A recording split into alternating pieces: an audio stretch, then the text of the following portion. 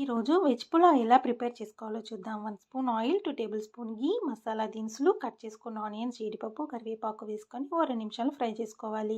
ఇందులో కొంచెం పుదీనా, కొత్తిమీర, 1 స్పూన్ అల్లం వెల్లుల్లి పేస్ట్ వేసి స్మెల్ పోయేంత వరకు ఫ్రై చేసుకొని బీన్స్, క్యారెట్ ముక్కలు వేసి మిక్స్ చేసుకొని మీడియం సైజ్ 3 టమాటా ముక్కలు పొడవుగా కట్ చేసుకున్న పచ్చిమిర్చి వేసి మిక్స్ చేసుకొని 1 స్పూన్ ఉప్పు, పసుపు, 1 స్పూన్ కారం వేసుకొని మిక్స్ చేసి మూత పెట్టి మగ్గనివ్వాలి. 2 మినిట్స్ మగ్గిన తర్వాత హాఫ్ అన్ అవర్ ముందు నానబెట్టుకున్న రైస్ వేసుకొని మిక్స్ చేసుకోవాలి. ఇలా మిక్స్ చేసుకోవడం వల్ల రైస్ బాగా పొడి పొడిగా వస్తుంది. ఏ గ్లాస్ అయితే రైస్ తీసుకుంటామో ఆ గ్లాస్తోనే వాటర్ వేసుకోవాలి. 1 గ్లాస్ రైస్కి 1.5 గ్లాస్ వాటర్ సరిపోతుంది. సో 2 గ్లాస్ తీసుకున్నాను, 3 గ్లాస్ వాటర్ వేసుకోవాలి. ఇలా వాటర్ వేసుకున్నప్పుడు ఉప్పు కారం సరిపోయిందా లేదా చూసుకొని వేసుకొని కుక్ చేసుకుంటే వెజ్ పులావ్ రెడీ.